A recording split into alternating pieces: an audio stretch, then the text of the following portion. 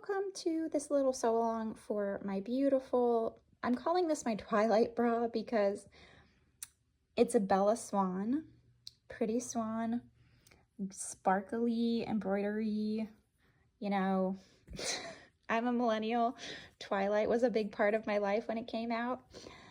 So anyway, this lace is just stunningly gorgeous. It's from Madeline Intimates.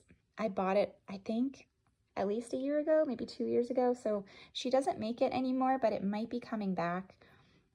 Occasionally she brings it back, but she's had it in a bunch of different colorways.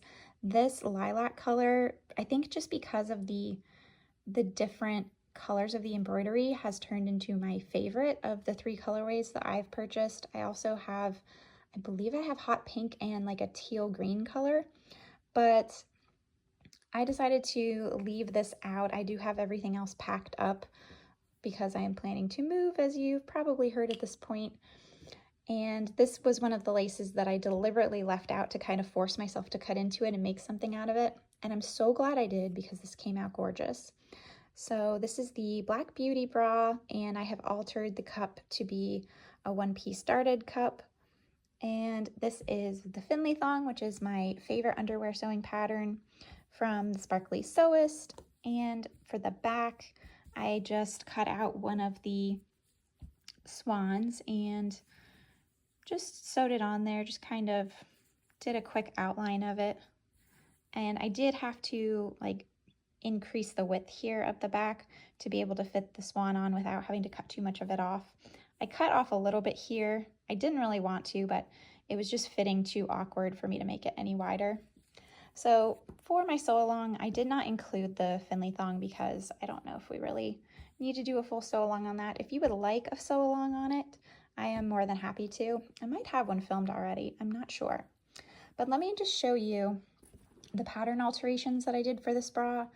I also did the Gothic arch on it, and I will say the order of operations for a Gothic arch, very, very important, because, just show you the inside here, you are tucking the elastic up into the channeling when you do that second channeling pass.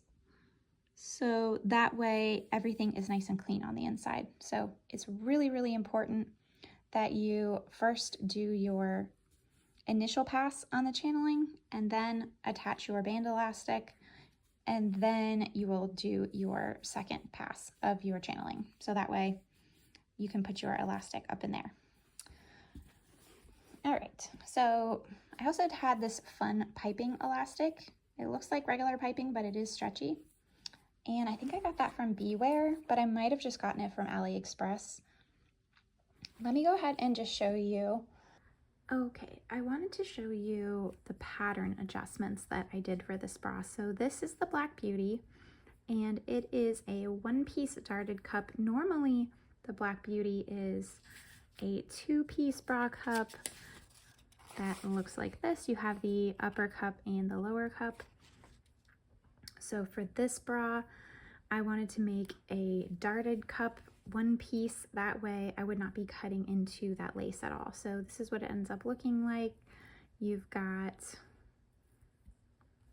just the dart right here and the lining underneath.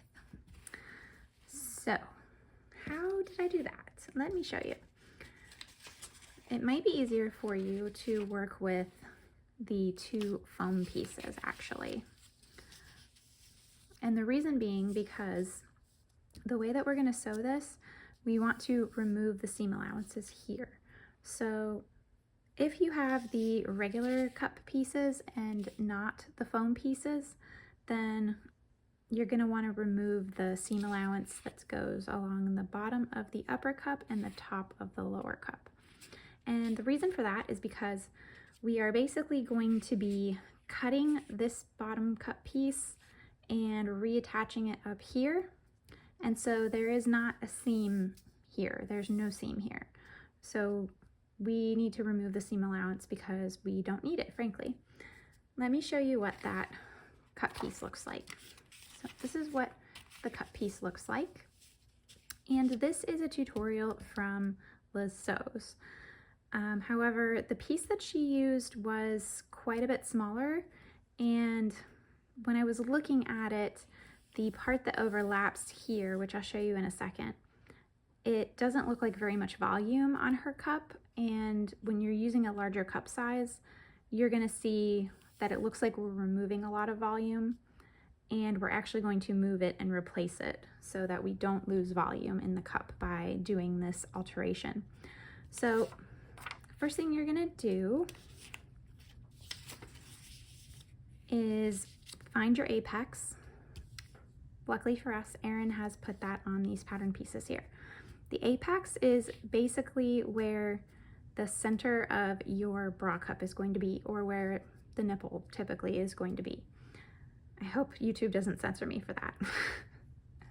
So basically everything we do is working from the apex point. We never want to do anything where we're going to be changing the apex point. And I like to kind of think of all of our alterations as kind of like if we had a hinge here for the apex, everything is going to work from the apex out. So the first thing that I did for this alteration is, I know that the apex here at the top is the center, and I want to basically cut this bottom cup piece in half and redistribute it to my upper cup. So I don't actually want to cut like this because it's not quite even. So my cut line was actually about here. So I went ahead and cut just a straight line down, right in half. And then I can show you up here. Then I've got two halves of my lower cup, which are going to end up getting attached on here. But the placement is very important. You're going to place it apex to apex. Okay, so our apex point is still going to go in the same place. And then you're kind of lining it up with this side seam here, your side seam allowance. And you don't want that point to overlap, and you don't want your apex point to overlap. There's nothing you can do about this part overlapping. That's the part that we're going to cut off. As you can see, that is part of the volume of the cup. This is not in the seam allowance. And I think that is a little bit of a difference from when I was watching the tutorial from Liz. And I think with these larger cups, there's a lot more volume that's getting removed. So I just want to show you how we're kind of redistributing that so that we don't lose the volume, because I don't want you to have to go up like several cup sizes. So what I did, I hope that you can see it. I'm going to zoom in just a tiny bit. I hope that you can see this line underneath here. So what I did was trace this line onto my lower cup piece here, and then I cut along that line. And I did not throw that piece out. You don't want to throw it out, because remember, that's the volume from your cup. So what we're going to do is actually take that piece and stick it on the center here. So this piece gets cut in half, taped up here, and you're going to cut right along here, take that little piece and stick it on here. Now it's going to be a little bit longer. So the way that I did this, and this is where I feel like there is still a little bit of a loss of volume, but I don't think it's so much that you need to change cup sizes, but no guarantees. 100% make a toile or a muslin out of this pattern piece before you dive into using like your really favorite fancy lace. The way that I did this was to put the pointier part up here and have it kind of taper off to where the portion that had the most volume was down here, because that just makes more sense, right? The lower portion of your breast is going to have more of a rounded area, or at least that's the shaping that you want. So you want to put more of the volume in the bottom than up near the center, like projection point. So that's the other thing, is we don't want to add a ton of volume here, because that's going to add more projection and make you look really pointy, and we don't want to make a Madonna bra. You can if you want to, but if you don't want to, I would not add a bunch of extra volume here to the center. And I'm going to repeat that same process for the second half of my cup that's going to go over here.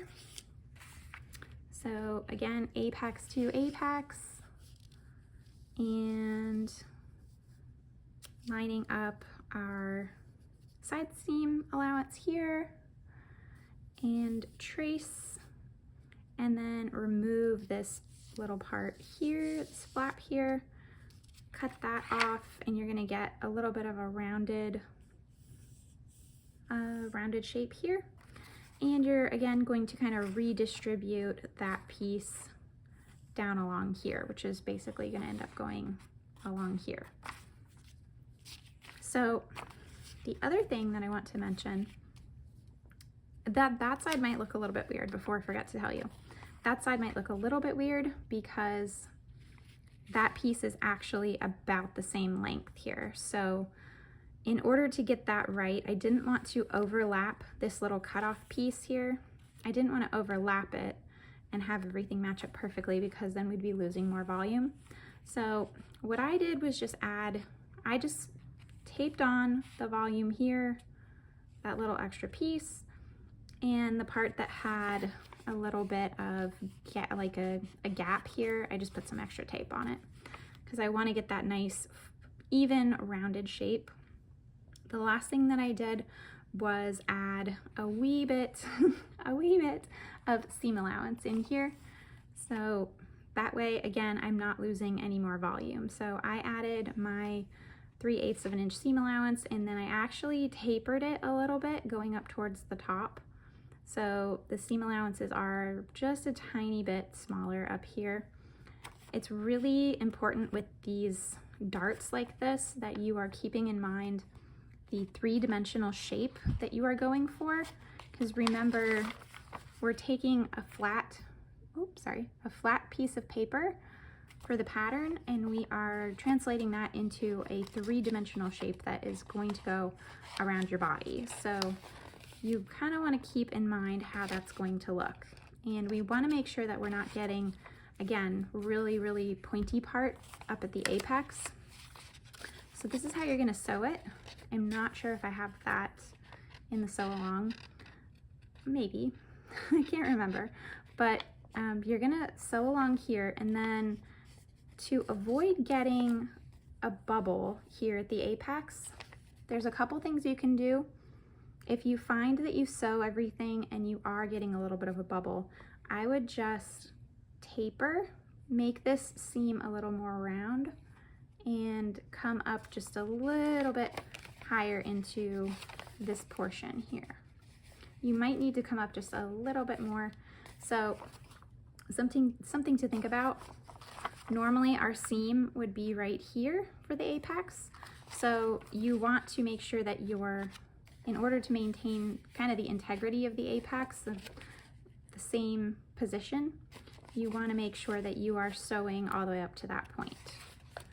So that actually works out perfectly with this, because when we sew darts, we do like to sew the last 2 or 3 stitches or so on the actual line here, like on the fold past where the seam is. So that helps to prevent the bubble. And again, if you find that it's bubbling, try rounding your seam a little bit more. Okay, so hopefully that makes sense.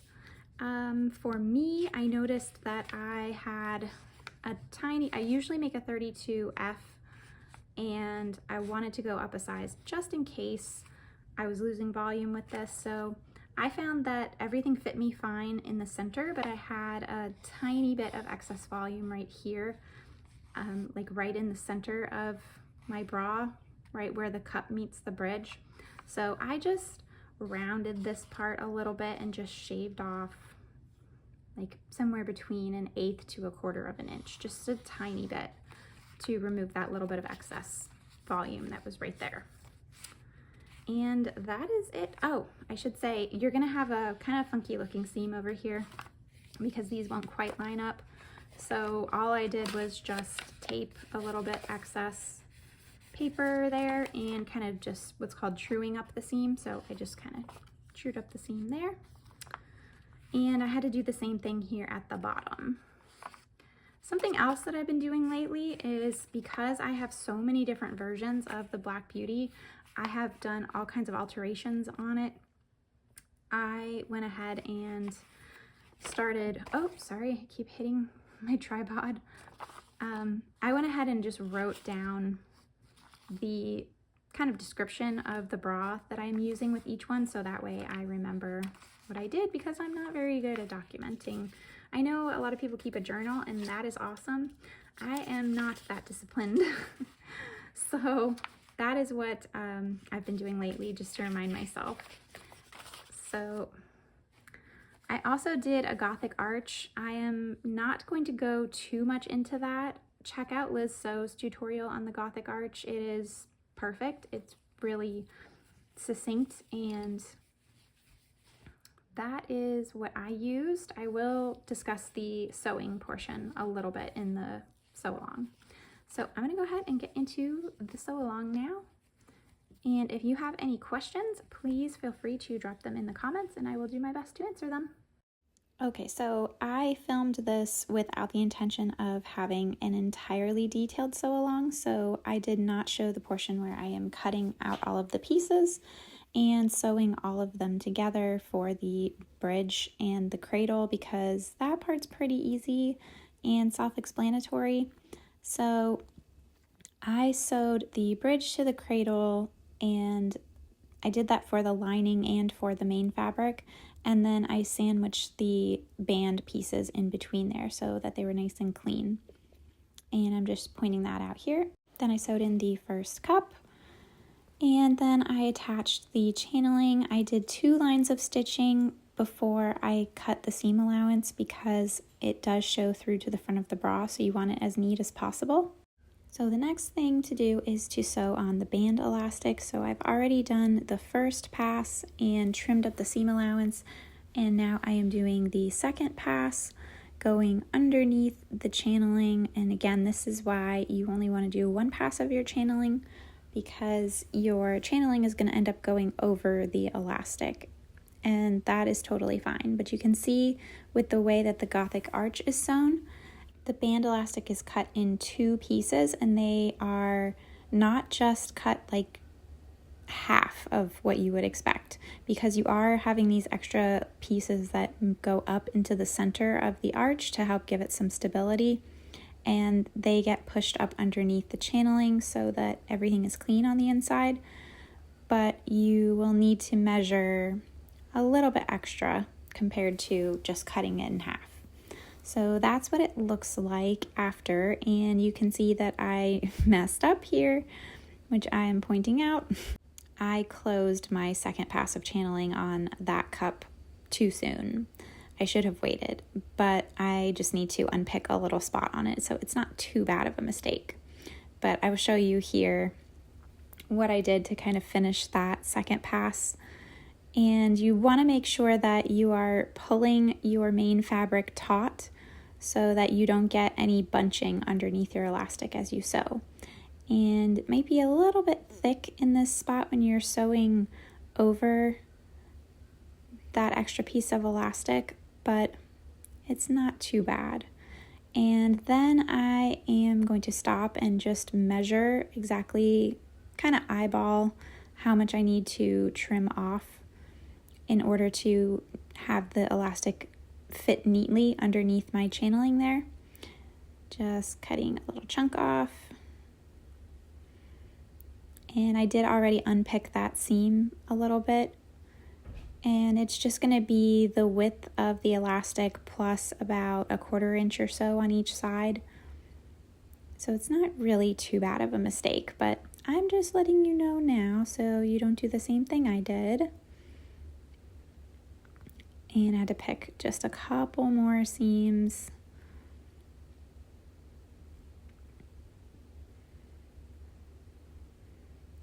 But hey, now you get to see it in real time, and it's not as crazy sped up like my shorts have to be. Whenever I make shorts of bra sewing, it's like a 45-minute video that has to be condensed down to less than 3 minutes. So there's a lot that gets left out. and I have the underwire already in there, so I'm just being really careful. The next thing I'm going to do is sew up that little spot that I had unpicked on the front. And then I will make my straps, and I know everybody makes their straps a little differently from what I've seen. I think some people like to use a smaller presser foot, maybe a zipper foot, but this method always works well for me. Now I'm going to pull the strap through the ring and back through the slider.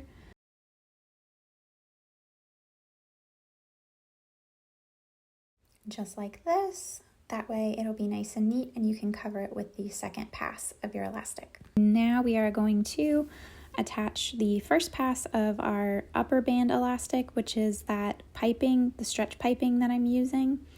And I've never seen anybody else sew this before, but I sew it just like regular picot elastic in 2 passes. So I will sew it right sides together first with the piping portion facing towards the bottom of my band.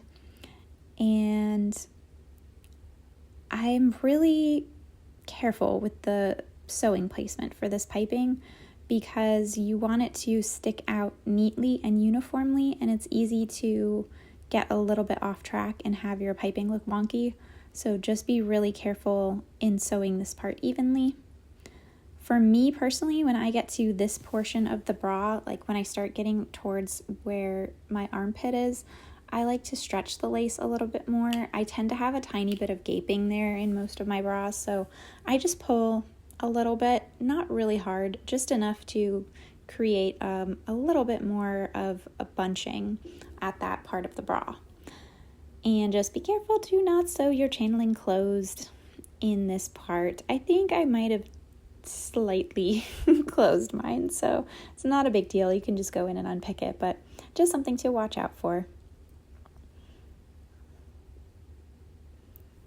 And I don't stretch anymore once I get more into the cup, just into that portion around my underarm for maybe 2 or 3 inches.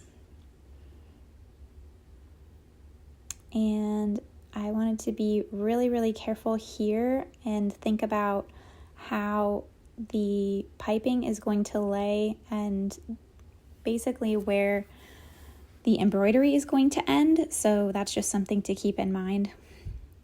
So now I am ready to stitch down my second pass of the channeling since I have the band elastic. Oh wow, look at how wonky my sewing is. Oh wow, it's really wonky right there. It looks bad, but it's fine. I am not a perfectionist most of the time. I think like everybody, I have certain things where I'm a perfectionist, but anyway. Also ignore that little blue mark. That is from a previous bra that I had been planning to use this channeling for, and I just never washed it off.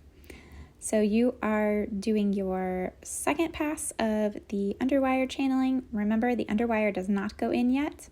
It does not go in until everything is fully stitched down because we don't want to break a needle. And also, remember, everything's going to be really stiff as soon as you put your underwire in there. So we want to leave it out until we're done because it is a lot more difficult to sew. And yep, it's totally fine to have your underwire channeling right here on the band elastic. This is not a very long band. I will be doing some long line bras in the future, so I'll do some tutorials for those at some point, but this one just has a regular band length for now. And I know for me, I tend to have the underwire channeling be really, really close together when I'm getting up towards the top center of the bra here. So I'm just really mindful of how I am sewing. And I think I already put the underwire in because I'm impatient and I don't listen to my own advice. So I had to be extra careful here, just sewing this on so it looks neat and I don't hit any wire or break a needle or anything like that. So in goes the underwire into that channeling that I just finished sewing, And now I am able to do the second pass of my upper band elastic. I don't think I showed it in this video, but I do trim the seam allowance along the elastic line before I sew the second piece, just to reduce bulk, especially in these really sheer bras where you can see the seam allowances through the front of the bra. You want to be extra neat so that everything looks more polished and professional. Down the channeling a little bit because, again, I want to reduce the bulk. I wanted the channeling to be at that point just long enough to where the elastic will fold over and sit on top of it nice and flat without being super bulky, but I don't want it to be so short that it doesn't catch underneath the elastic, because this is what is going to keep your underwire from shifting and poking out at the end. So it'll just fold over nice and flat like that. And the underwire should be, you can see the end of it in the channeling, so it should be far enough down that you don't need to worry about potentially hitting it and corrupting or damaging your machine and breaking your needles and just causing complete chaos. Okay, so I removed a section of the sewing there because my hand was completely blocking the camera. But again, just be mindful of, if you are doing that little stretchy area under the armpit like I did, just watch how you're sewing that for the second pass as well. And make sure your straps are out of the way when you get to the point of sewing over them. And you can trim them down a little bit if you need to, just to make sure that they end up staying fully enclosed within your elastic. Again, to keep everything nice and clean on the inside. And just keep it more professional. And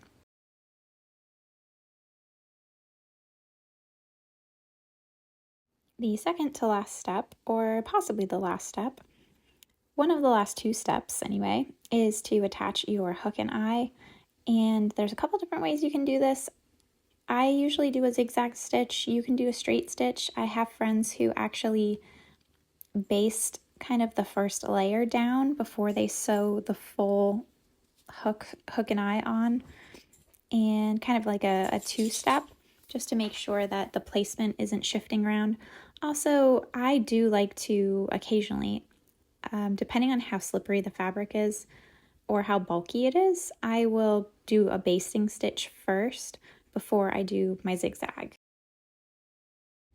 Last step, at least for me for this bra, is to attach the strap to the front attachment point right at the top of the bra where the elastic is ending basically. And again, just something to think about is that scalloped edging and where on your scalloped edging your strap is going to hit, and kind of how the elastic is going to fold over. Those are things to think about when you're cutting actually. And I did not have this in the beginning of the video, but this was how I was cutting out my lace for the Finley thong, and this is just the same technique I used for the bra cup as well, just being mindful of where your seam allowances are going to show up. So this was my finished set, as you saw in the beginning.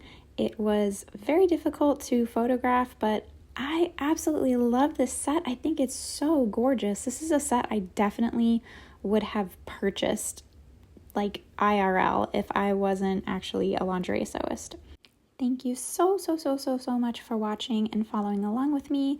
I am a new channel, so I would greatly appreciate any of your support. If you can give me a like, subscribe, comment, question, let me know something fun about yourself, and I will meet you in the comments, and I will see you in the next video. Thanks, bye!